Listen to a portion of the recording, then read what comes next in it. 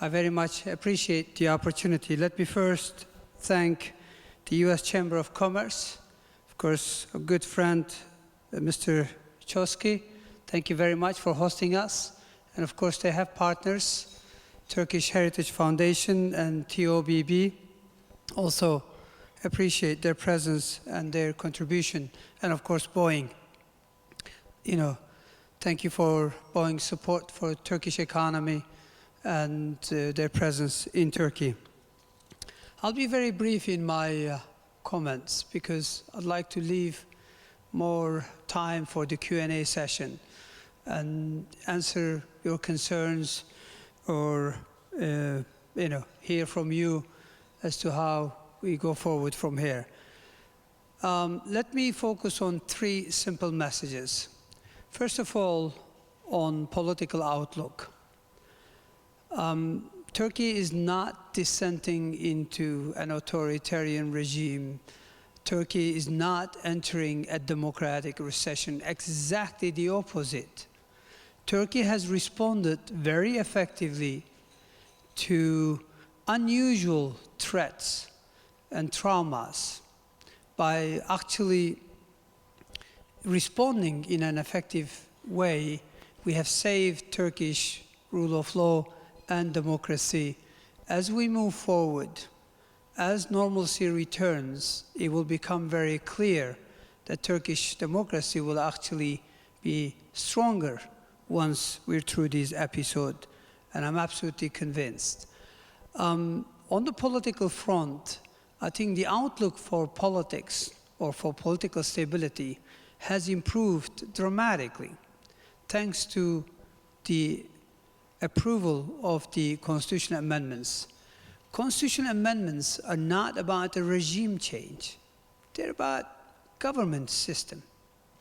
Turkish regime is very simple, straightforward. Turkey is a democracy. It remains a democracy. Turkey is a secular state. It remains a secular state. Turkey is a rule of law country, and that's not going to change. What has changed is we are moving from a parliamentary administration system to a presidential administration system. Since the founding of Turkish Republic in 1923, Republic is only 94 years old, but sadly we've had 65 governments. The average lifespan of a government has been less than 1.5 years. And that has been a major structural problem for Turkey on the political front. The new system should allow governments to last on average for 5 years. Now, 5-year government clearly would serve better. Stability on its own, I know it's not enough. It's necessary but not sufficient. But we have a progressive platform, and stability is going to be supported by reforms. So a combination of stability in administration and structural reforms should generate higher prosperity. Every time Turkey has a single-party government, meaning a strong government, it delivers. In a multi-party democracy, which Turkey started experiencing from 50s onwards, we had Menderes era that served Turkey well, was interrupted. We had Özal era that served Turkey pretty well, but that was also interrupted. And finally, we've had the AK Party rule that served Turkey well. And we don't want that interrupted. People will make their choice. In 2019, it's up to people who they choose. But we have fixed the system. The system is that we're going to have a president directly elected by people, an executive president, a parliament that is even more effective in terms of scrutinizing the government and serving as a monopoly of legislation. And we will have a judicial system that is independent and fair. So bottom line is, no need to be concerned about Turkey's political outlook. By the way, no early elections, none before 2019. 2019, we'll have local elections, presidential election, and parliamentary election. Outlook for reforms, that has also improved. We have put together a very comprehensive reform program. I had the chance to talk about it last time I was here. But unfortunately, so many domestic and external shocks got in the way of delivery of those reforms. Even though there has been some piecemeal sort of fashion delivery, but we are now see the opportunity for a wholesale delivery. Over the next 12 months to 18 months, we hope that we not only push through legislation for the transition from parliamentary administration system to a presidential system, but also we hope to do many reforms. These reforms are going to be fairly comprehensive, micro-level reform, industry-level transformation, but also that would provide a lot of business opportunities for you, but also top-down reforms that will help Turkey move up the value chain, improve investment climate, make Turkey much more predictable. The reforms are going to be focused on a number of areas. First of all, we will continue to strengthen the R&D, innovation, entrepreneurship ecosystem. Last year, we did first-rate patent law. We pushed through a major patent law that is in line with global best practices, including US and European Union. There is very generous support for R&D. Every dollar you spend or every $100 you spent, you get up to $250, $300 of tax breaks and support. We've established funds of funds. Essentially, Treasury is now supporting funds so that they will support high-tech, promising startups. Huge and generous incentives for business angels, venture capital, etc. Two items that we need to deliver on. One is crowdfunding, and the other one is a brand new investment bank that will help support for Turkish startups. The second reform chapter is going to be labor market reform. Last year, we improved flexibility in the labor market by allowing private employment agencies. So you're not having to limit yourself to fixed-term contracts. There is some flexibility now. We also lifted restrictions on part-time work. Now it's time to deliver on two other fronts. We're going to revamp or review the labor code to balance things out, but also the severance pay reform should also be forthcoming. There's been complaints about, slow justice, slow delivery of justice. That is a fair complaint. Last year, we delivered on two fronts, which will make huge difference, and got two outstanding pieces of reform to deliver. Last year, we established regional final appeal courts. No longer 1.5, 2 million files are going to make it to Ankara for the Supreme Appeal Court. These conflicts or these cases are going to be addressed at local level in a much speedier way. 70% of all court cases are going to be solved ultimately locally, not necessarily coming to Ankara.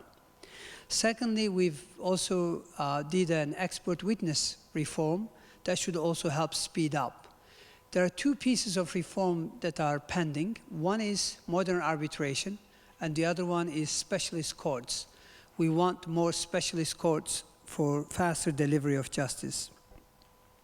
Tax reform, we've been talking about it for quite a few years, but unfortunately we have not been able to deliver because of what has happened. An income tax reform is at the Parliament that will broaden the tax base and hopefully simplify the tax code.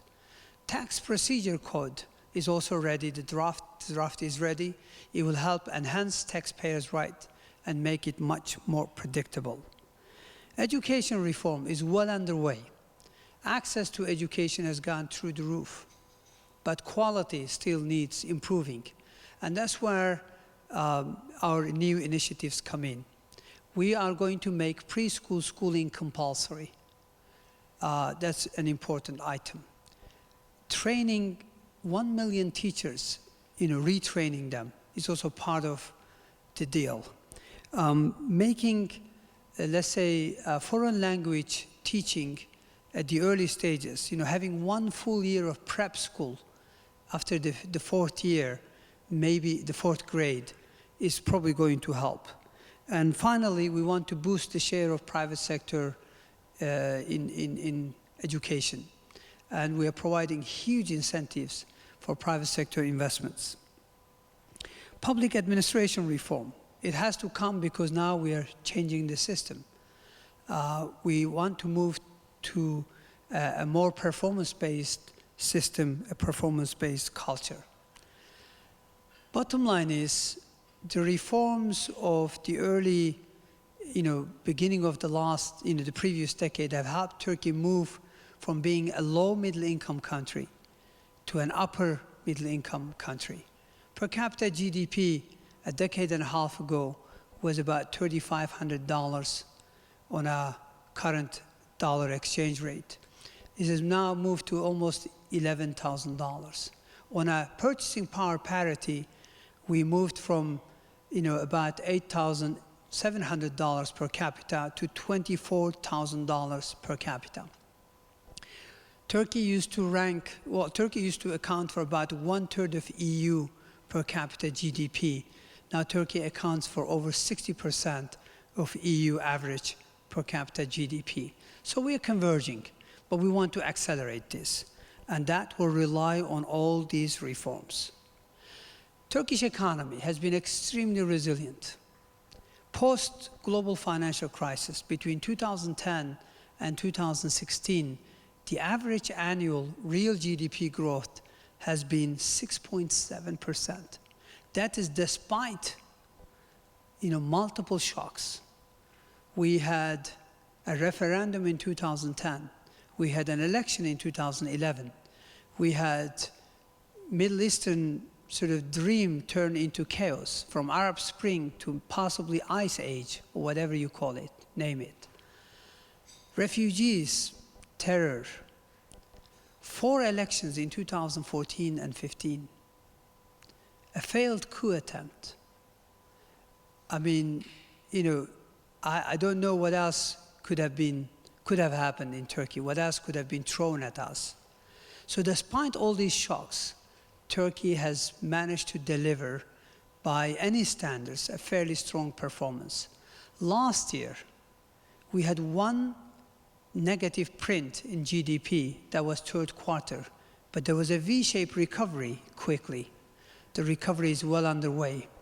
Early indicators or preliminary indicators suggest growth is accelerating, and it's likely to accelerate further post-referendum. Why? Because visibility has improved. But we're going to have to support that with further reforms, and that's what I was talking about. We have a few rough spots in the Turkish economy. One is still sizable current account deficit. The current account deficit has declined from about 9% of GDP a few years ago to just under 4% of GDP, but that's still high. We need to reduce it further to well under 3% of GDP, which would be sustainable. Had it not been for the shock that tourism experienced, the deficit would have been actually about 2.7% last year. So we are on the right track. Structural reforms are helping, and we want to accelerate that. Inflation. Turkey has suffered from double-digit, triple-digit inflation for 3-4 decades. We managed to reduce it to single digits. Right now, temporarily, on the back of weaker lira, weaker currency, and higher sort of seasonal agriculture prices, it's at 11%, just over 11%. But the commitment to price stability is there. Central Bank has tightened monetary policy by 320 basis points. And it remains committed to making sure that inflation comes back to single digits and ultimately go back to low single digits. So monetary tightening has been there, is going to remain there. The commitment is there. The lagged impact of monetary tightening will be visible in the second half of the year in terms of inflation performance. On the fiscal side, we've had a very strong performance. Last year, we had gross public debt to GDP ratio at 27%.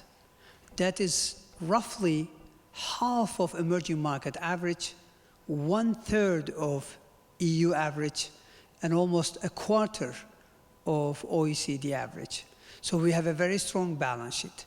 That's why we were able to use the fiscal space to support the economy. And we will continue to do so.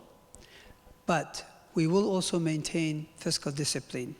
Even in a year like last year, where we experienced lower growth and, of course, a failed coup attempt and multiple terror attacks, Turkey was able to contain its public sector deficit to GDP at roughly about 1.6%. That is about 50% of Maastricht criteria. So Turkey maintains a strong balance sheet, and the commitment is there. Banking sector is stress tested. Last year, return on equity in the banking sector was 14.3%. Solid asset quality, non-performing loans remained at 3.3%. And capital adequacy ratio at roughly about 16% is 2 times global requirements. So banking sector remains strong. Some question marks about corporate sector corporate sector FX exposure. It's true that in recent years, short FX position has been relatively large, but we are taking measures. Just the way we did it in 2008 for households, we're now looking at macroprudential framework to address this problem. Back in 2008, we banned households from borrowing in hard currency. We also don't allow them to borrow in floating rate loans. Consumers are protected. That's why the economy has been so resilient. Now we are going to ask corporates to hedge their FX position if they don't have FX revenues. But that's, of course, is going to apply to new loans. So within 4 or 5 years, we're going to make sure that Turkish corporate sector is fully insulated against that type of exchange rate movements. I promised that I will keep it brief, so I want to stop here simply to get more questions. But my message, simple 3 messages. Turkey remains committed to universal values, to our common values. Democracy, fundamental rights and freedoms, and rule of law. That's not going to change. Yes, we have state of emergency, but we had to do that to actually save our system. Secondly, we're open to business. We will reform, we will deliver on growth and macro performance. Finally, and that's my final point, we also remain part of Western family. Yes, we have issues. Yes, with the United States, we've had issues. Issues regarding how to handle ISIS threat in Syria. Issues regarding, this religious cult that turned into a criminal network and is behind this failed coup attempt, a bloody coup attempt. We have issues, but we're working constructively with new US administration. We're optimistic that we can strengthen our ties, that we can move forward, that we can have a closure to this chapter. With the EU, Turkey needs EU, Europe needs Turkey. Our trade volume with the EU is $150 billion. We could easily double that to $300 billion with the inclusion of agriculture, public procurement, and services in the customs union. The good news is, European Commission has unanimously approved in December last year to expand or to upgrade the customs union. That's good news for everybody. That's a wholesale reform in public procurement, in agriculture, and services. We're not afraid of competition. We want further integration with Europe and rest of the world. We are now reviving a free trade deal with GCC countries. So if you have your base in Istanbul, if you're based in Turkey, don't be afraid. Don't extrapolate recent experience into the future. It's been tough, it's been difficult, and we had to respond. And it's been complicated. I mean, we have to communicate, we have to talk to each other more. But I can tell you, global headlines don't do any justice when it comes to Turkish story. I'm not claiming that everything is great. It's not. It's not as good as we want it to be. And that's why we committed to these reforms. That's why we're going to work harder. But it's not as bad as it looks. Certainly not. So the gap between perception and reality couldn't be worse. Reality is much better, and we are committed to making sure that not it stays so, but also we improve it. And that's why we're here. There is no alternative to reforms. My government has no choice, because we have to create employment. Unless we deliver 800,000 new jobs every year, unemployment rate goes up. We have to continue to rebalance the economy. We cannot just rely on strong domestic demand, and that requires reform, more competitiveness. We need to move up the value chain. And all of these involve a lot of business opportunities, whether it's energy, whether it's ICT, whether it's agriculture, any other area. There's plenty of business opportunities. The 25 transformation program that we started and now we're hoping to deliver involves massive business opportunities, from healthcare to agriculture, from aviation industry to transportation. So clearly there's a lot to be done. Just don't forget that 80 million Turks are still out there.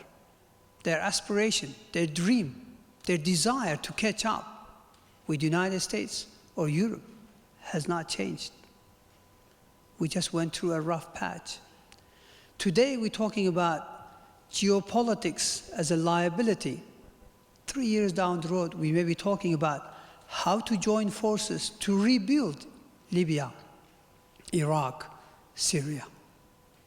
So let's not extrapolate recent experience into the future. And as I said, the commitment is there. My government is committed to deliver reforms, to maintain a progressive platform. That has not changed. What has changed is we've suffered from, unexpected, massive shocks. Any other country would have been in deep recession. Any other country would have gone through, systemic crisis. Turkey is still there, still delivering, and is a good partner. That has not changed. And we're not perfect, but our door is open, and we're looking forward to, working with you guys, and I'll be happy to answer your question. Thank you very much.